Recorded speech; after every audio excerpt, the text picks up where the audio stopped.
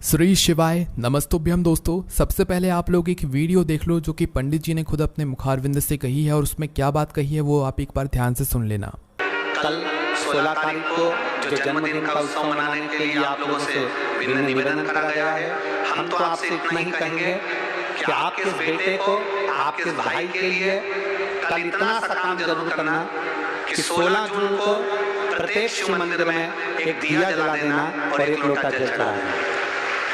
इतना कार्य जरूर करें। और भगवान देवादिदेव महादेव की पवित्र भूमि कुबेरेश्वर धाम पर जो भक्त आ रहे हैं, शाम को 6 बजे आप और हम 1-1.5 घंटे का सत्संग करेंगे बड़े आनंद के साथ। और प्रसाद व्यवस्था, भंडारा व्यवस्था वहाँ चलेगी। आप लोग दिन भर बड़े आनंद से भोजन प्रसाद वगैरह वहाँ चलता रहेगा। भाव से करिए और अपने जीवन को सार्थक करिए। हर हर महादेव। सुन लिया दोस्तों, आप सभी लोग ये बात जानते हो कि पंडित जी का 16 जून 2024 के दिन जन्मदिन है। तो सबसे पहले उनको उनके जन्मोत्सव पर हमारी तरफ से और आप सभी लोगों की तरफ से बहुत बहुत हार्दिक बधाइयाँ। वो अपने जीवन में हमेशा खुश रहें और उनके ऐसे ही जन्मदिन आते रहें और आप लोग, हम सभी लोग खुशियाँ मनाते रहें। हम ऐसी ही यहाँ पर आशा करते हैं। पर दोस्तों, पंडित जी ने अपनी ओमकारेश्वर की कथा में अपने जन्मदिन पर आप सभी लोगों से एक निवेदन किया है। अब आपसे हम एक बात पूछते हैं, पंडित जी आप सभी लोगों के लिए पूरे साल भर कथाएं करते हैं, आप सभी लोगों के भले के बारे में पूरे साल भर सोचते हैं। आप लोगों को वो ऐसे ऐसे उपाय बताते हैं जो उपाय आपके काम आते हैं और आपके वो काम भी करते हैं। ठीक है, चाहे आपकी दुख और परेशानियों से जुड़े हुए कुछ उपाय होते हैं, चाहे आपकी मनोकामना से जुड़े हुए कुछ उपाय होते हैं, पर पंडित जी अपने सभी उपाय आप लोगों को बताते हैं। उसके बाद में दोस्तों, पंडित जी जब अपनी कथाएं करते हैं तो वो सारे अपनी तीज और त्यौहार छोड़ देते हैं। वो अपने घर पर नहीं रहते हैं, सीहोर कुबेरेश्वर धाम में नहीं रहते हैं। तीज और त्यौहार पर भी वो सिर्फ और सिर्फ आप लोगों की सेवा में लगे हुए होते हैं, अपनी कथाओं को करते हैं और आप लोगों को कथा सुनाते हैं।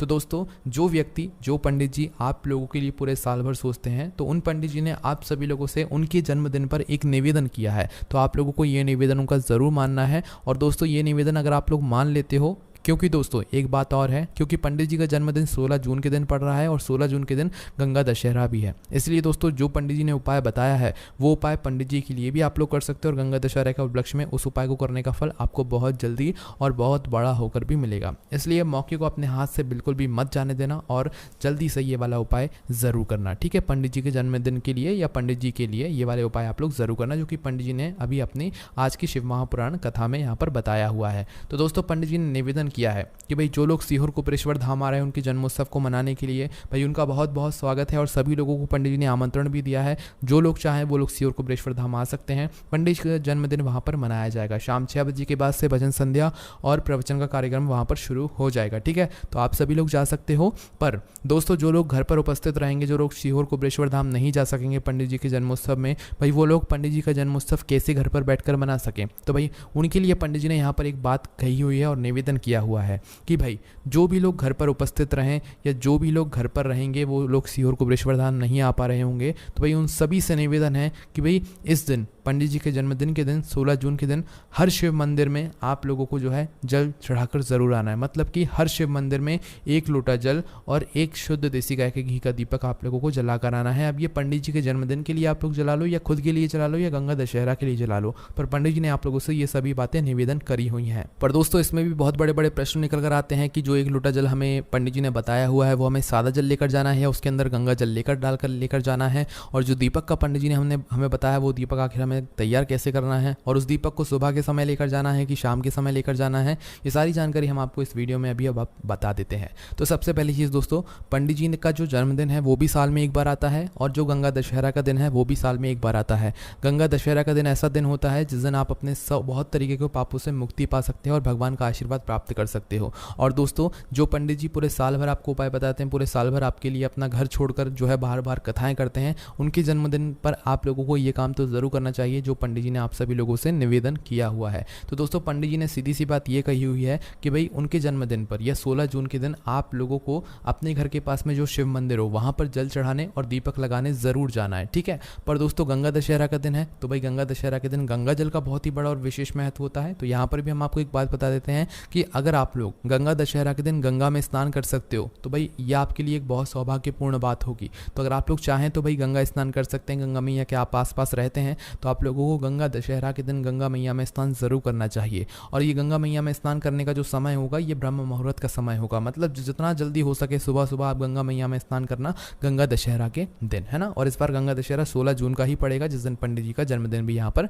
पड़ रहा है ना। तो भाई जो लोग गंगा मैया में स्नान लगाएंगे, डुबकी करेंगे, भाई उन लोगों के लिए बात तो ये अलग हो गई, पर जो लोग घर पर रहेंगे उन लोगों को क्या करना है, ठीक है। और ये काम करने के बाद ही जो है पंडित जी ने जो बातें बताई हुई हैं वो आप लोगों को करना है ना। तो सबसे पहली चीज़, जो लोग घर पर हो भाई उन लोगों के घर पर गंगा जल तो उपस्थित होगा ही होगा। अगर वो गंगा नदी में स्नान करने के लिए नहीं जा सकते, गंगा मैया में नहीं जा सकते, तो उनके घर में गंगा जल तो ज़रूर होगा। तो उनको मात्र क्या करना है कि सुबह सुबह जल्दी उठकर ब्रह्म मुहूर्त में उठकर क्या करना है, अपना नहाने की बाल्टी भर लेना है ना। अपने जो नहाने की बाल्टी होगी, जो नहाने का जल होगा, उस जल के अंदर आपको क्या करना है, अपना थोड़ा सा अपने घर से गंगा जल निकाल कर आना है। देखो अगर आपके पास ज़्यादा मात्रा में गंगा जल है तो ज़्यादा मात्रा में भी लेकर आ सकते हो, और अगर कम मात्रा में गंगा जल है तो 1-2 बूंदों से भी आपका गंगा जल का काम चल जाएगा, है ना। तो आपको करना क्या है, आपने उस नहाने की बाल्टी में गंगा जल की कम से कम कुछ बूंदे डाल दी। कुछ बूंदे मतलब 1 बूंद भी डालोगे तो भी चल जाएगा, 2 बूंद भी डालोगे तो भी चल जाएगा, या इससे ज़्यादा डालोगे तो भी चल जाएगा। ज़्यादा मात्रा में तो ज़्यादा भी डाल सकते हो, और कम आपके पास गंगा जल है तो 1-2 बूंद अगर गंगा जल उस बाल्टी के अंदर जल के अंदर डालोगे तो भी काम चल जाएगा। क्योंकि दोस्तों अगर 1 बूंद भी गंगा जल की किसी जल के अंदर चली जाती है तो वो पूरा जल गंगा जल का एक स्वरूप ले लेता है, वो पूरा जल गंगा जल बन जाता है ना। तो भाई इस तरीके से आपको इस जल से इस दिन स्नान करना है। इससे होगा क्या कि जब आप अपने नहाने की बाल्टी के अंदर गंगा जल डालकर स्नान करोगे तो आपको गंगा मैया में स्नान करने का ही जो है यहाँ पर फल देखने के लिए मिलेगा, ठीक है। तो आपको इस दिन जो स्नान करना है वो गंगा मैया की कुछ बूंदे डालकर ही जो है आपको स्नान करना है। जैसे ही आपका स्नान हो जाता है, शुद्ध होकर अच्छे वस्त्र पहनकर, आप लोगों को धुले हुए या नए वस्त्र ही पहनना है गंगा दशहरा के दिन, इस बात का ध्यान रखिएगा। उसके बाद में जो अगली और सबसे बड़ी चीज़ आती है कि भाई पंडित जी ने जो बात कही है 1 लोटा जल की, वो हमें कैसे करना है। तो देखो सुबह सुबह जितना जल्दी हो सके सुबह सुबह भी इस दिन आप लोगों को जल चढ़ा कराना है। पंडित जी के लिए सोच लो आप लोग या गंगा दशहरा के लिए सोच लो, पर आपको इस दिन जल्दी ही अपने घर से निकलना है जल चढ़ाने के लिए। जल चढ़ाने के लिए मात्र आपको अपना 1 लोटा लेना है। उस लोटे के अंदर आप लोग जो है अपना जो भी जल चढ़ाते हो वो जल भर लो, ताज़ा जल भर लो या अपने घर के परिंडे से जल भर लो, है ना। अब दोस्तों जिस तरीके से हमने अपने नहाने की बाल्टी के अंदर जल मिलाया था, क्योंकि गंगा दशहरा के दिन गंगा का जल का बहुत ही बड़ा और विशेष महत्व होता है। और आप सभी लोग जानते हो कि शिव जी के मतलब सर के ऊपर भी गंगा जल जो है यहाँ पर गंगा मैया विराजित है। तो भाई आप लोगों को अपने उस 1 लोटे जल के अंदर गंगा जल की कुछ बूंदें ज़रूर डालनी चाहिए। 1 बूंद 2 बूंद जितनी आप लोग डालना चाहो उतनी ज़रूर डाल सकते हो। पर अगर आपके घर में ज़्यादा मात्रा में गंगा जल है तो भाई आप लोग अपना पूरा 1 लोटा गंगा के जल से भर सकते हो, और इस जल को जाकर फिर शिवलिंग के ऊपर चढ़ा सकते हो, ठीक है। पंडित जी के नाम से या गंगा दशहरा में आप अपने नाम से या किसी चीज़ के लिए भी आप लोग इस दिन जो है जल चढ़ा सकते हो, ठीक है। पर पंडित जी ने बोला है कि भाई उनके जन्मोत्सव पर आप सभी लोगों को 1 लोटा जल और 1 दीपक ज़रूर जला कर आना है ना। तो भाई क्या करना है, अपने उस 1 लोटे जल को तैयार करके उसके अंदर कुछ बूंदे गंगा जल की डालकर आपको अपने घर से निकलना है। आप चाहो तो भाई अपने साथ में घी का दीपक भी तैयार कर सकते हो, ठीक है। पर जो तो वो घी का दीपक होगा वह आटे का भी हो सकता है, मिट्टी का भी हो सकता है। जैसे पंडित जी ने बोला हुआ है कि 1 लोटा जल और 1 घी का दीपक आप उनके लिए ज़रूर जलाइएगा, उनके जन्मोत्सव पर ज़रूर जलाइएगा, है ना। तो भाई आप क्या कर सकते हो कि भाई जो आपका दीपक है वो मिट्टी का भी हो सकता है, आटे का भी हो सकता है, जो आपको मिल जाए वो आप ले सकते हो। उसके अंदर जो आप बत्ती रखोगे वो गोल बत्ती रखोगे, ठीक है। गोल बत्ती या लंबी बत्ती भी रख सकते हो। लंबी बत्ती जब रख सकते हो जब आप गंगा मैया का मन में सोचकर आप ये दीपक जला रहे हो, है ना। बाकी आपके ऊपर है, गोल बत्ती भी रख सकते हो, भगवान शिव जी के लिए यहाँ पर रख रहे हो तो, है ना। तो गोल बत्ती रखकर उसके अंदर जो चीज़ आप लोग डालोगे वो डालोगे शुद्ध देसी गाय का घी। क्या डालोगे, शुद्ध देसी गाय का घी, है ना। इस घी को डालकर इस दीपक को तैयार करके आप अपने साथ में माचिस रखकर, क्योंकि इस दीपक को घर से जलाकर नहीं लेकर जाना है, अपना 1 लोटा जल रखकर जो जिसके अंदर आपने गंगा जल की बूंदें रखी हुई हैं, डाली हुई हैं, और जो पूजा सामग्री है वो लेकर और अपने दीपक लेकर आपको अपने ही घर के पास में जो शिव मंदिर है, जितना जल्दी सुबह सुबह हो सके उतना जल्दी पहुंच जाना है, ठीक है। शिव जी के मंदिर पहुंचकर सबसे पहला काम आपका क्या रहेगा कि शिव जी के मंदिर पहुंचकर शिव जी के दर्शन करके शिवलिंग के पास में आपको आ जाना है। शिवलिंग के पास में आने के बाद जो आप गंगा जल तैयार करके लेकर आए हुए हो, अपना 1 लोटा जल तैयार करके लेकर आए हुए हो, ये पंडित जी के जन्म उत्सव पर पंडित जी के नाम से आप लोग इस जल को समर्पित कर सकते हो, या गंगा मैया का नाम लेकर आप इस जल को समर्पित कर सकते हो, ठीक है। पर ये जो जल आप शिवलिंग के ऊपर समर्पित करोगे ये एक धारा से धीरे धीरे करके समर्पित करोगे, ठीक है। तो इस जल को आप लोगों को शिवलिंग के ऊपर एक धारा से धीरे करके पूरा समर्पित कर देना है। जैसे ही आपका जल समर्पित हो जाता है, आपकी जो भी पूजन सामग्री है, बेलपत्र, फूल वगैरह, अबीर, गुलाल वगैरह, वो सारी चीज़ें जो है वो आप समर्पित कर सकते हो, है ना। समर्पित करने के बाद अगर आप अपने साथ में सुबह के समय दीपक लेकर आए हुए हो, ज़रूरी नहीं है कि सुबह आप दीपक लेकर आओ, आप शाम के समय भी दीपक लेकर जा सकते हो। पर 1 लोटा जल जो है, जो हमने आपको बताया हुआ है जिस तरीके से चढ़ाने के लिए, वैसे आपको सुबह सुबह तो ज़रूर चढ़ाना है ना। तो दीपक जो है वो दीपक आप लोग जलाकर उस दीपक से आप चाहो तो भगवान शिव जी की, गंगा मैया जी की आरती कर सकते हो और उसे शिवलिंग के पास में रख सकते हो, ठीक है। इस दीपक को रखने के बाद आपको मात्र भगवान के सामने बैठ जाना है, आसपास कहीं पर भी बैठ जाना है, और आंखें बंद करके हाथ जोड़कर आपको पंडित जी के जन्म उत्सव पर उनको सबसे पहले तो बधाई देनी है। भगवान शिव जी के माध्यम से आपको उन तक बधाई पहुंचानी है कि पंडित जी आपको आपके जन्म उत्सव पर बहुत बहुत बधाइयाँ पूरे परिवार की तरफ तरफ से बहुत बहुत बधाइयाँ। आपको भगवान शिव जी से निवेदन करके ऐसा बोलना है कि भाई पंडित जी हमेशा खुश रहें, उनके जन्मोत्सव पर आप उन्हें बहुत सारा आशीर्वाद देना, बहुत बड़ा आशीर्वाद देना, और उनके जीवन में कभी भी कोई दुख और समस्या ना आए। वो पूरे साल भर ऐसे ही हमें कथा सुनाते रहें और अपने घर परिवार से भी मिलते रहें। आपको उनके लिए अच्छे से अच्छी प्रार्थना करना है, जो आप उनके लिए कर सकते हो, और प्रार्थना करके भगवान शिव जी से उनके लिए जो है प्रार्थना आपको कर लेना है। उसके बाद उनके जन्मोत्सव की उनको शुभकामनाएं भी दे देना है। उसके बाद में दोस्तों 2 मिनट भगवान शिव जी के नाम का आपको जाप करना है, श्री शिवाय नमस्तुभ्यम का जाप करना है 2 मिनट, है ना। जाप करने के बाद भगवान से हाथ जोड़कर विनती करके आप वहाँ पर धूप देकर वहाँ से उठकर सीधा अपने घर पर आ सकते हो, ठीक है। तो ये तो बात हो गई सुबह के समय की। पंडित जी ने जैसा बोला हुआ था कि 1 लोटा जल और 1 दीपक आपको अपनी तरफ से ज़रूर शिव जी के मंदिर में लेकर जाना है ना।